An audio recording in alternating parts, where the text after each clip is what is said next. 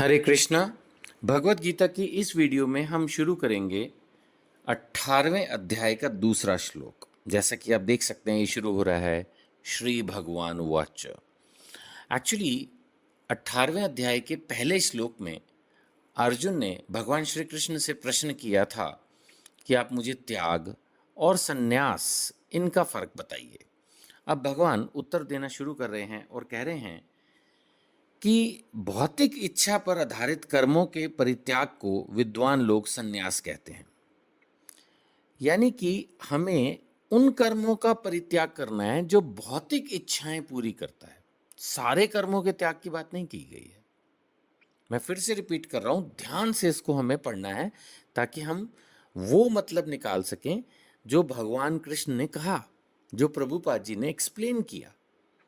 तो क्या लिखा है कि भौतिक इच्छा पर आधारित, भौतिक इच्छाओं को पूरी करने वाले जो कर्म हैं उनका हमें परित्याग जो है वो कर देना चाहिए और इसको संन्यास कहते हैं।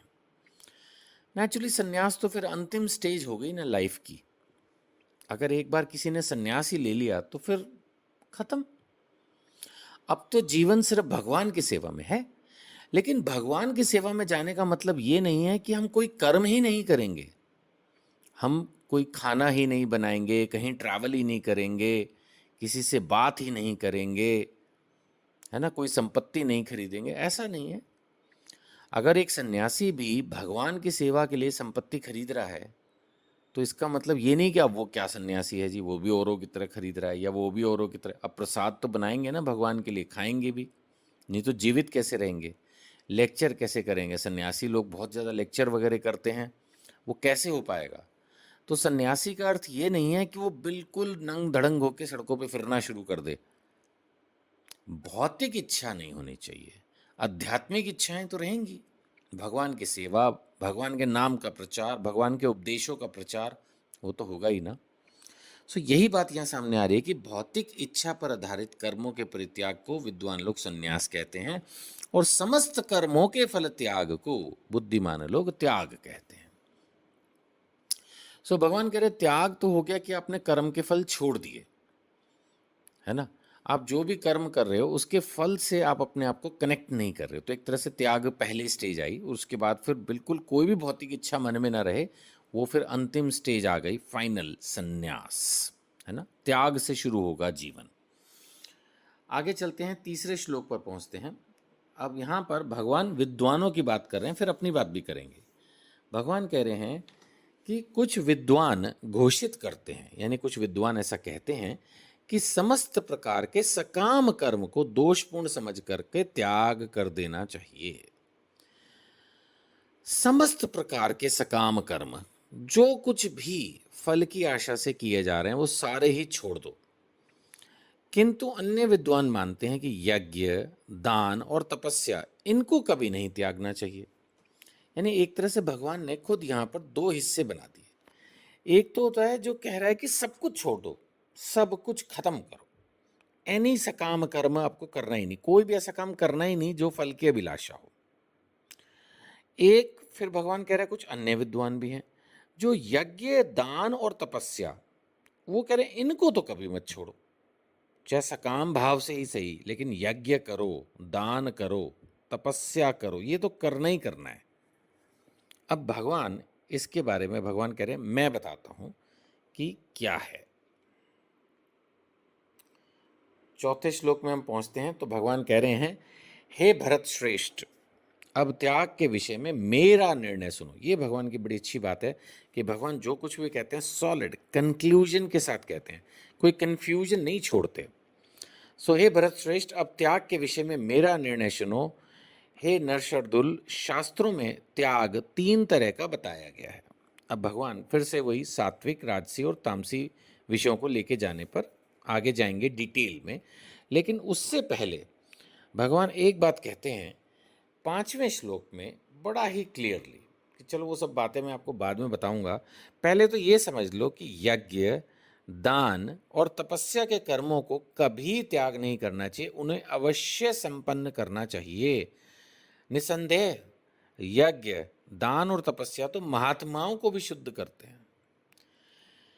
देखिए, अभी हम उन सन्यासी लोगों की बात नहीं कर रहे जिन्होंने मान लेते हैं वस्त्रों का भी त्याग कर दिया या सिर्फ गेरुए वस्त्र धारण करके किसी आश्रम में रह रहे हैं और भगवान की सेवा कर रहे हैं, पूर्णतया सन्यासी का जीवन व्यतीत कर रहे हैं।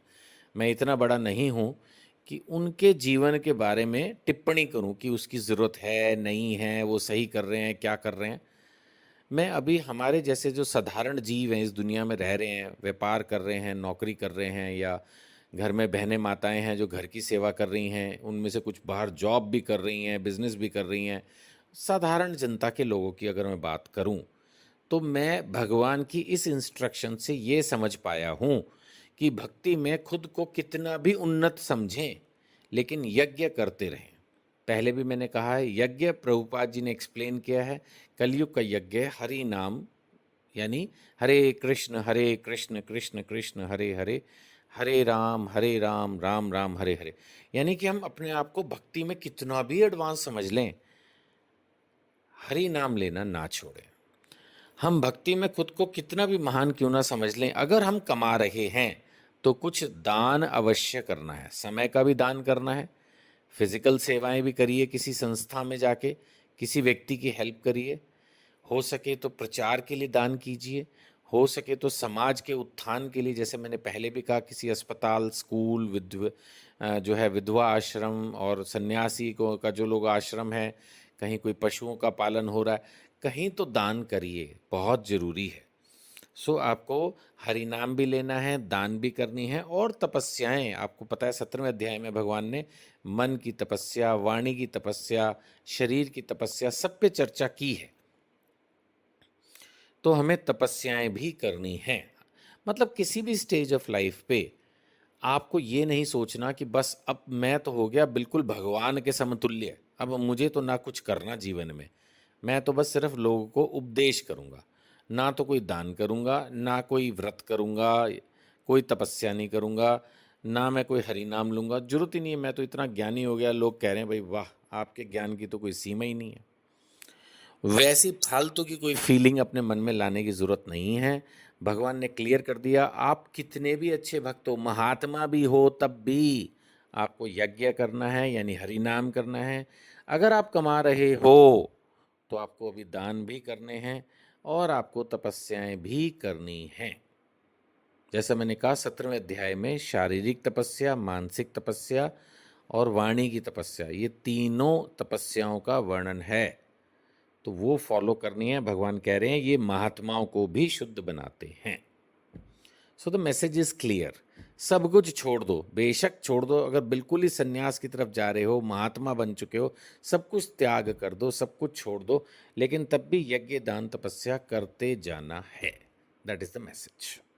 हरे कृष्णा।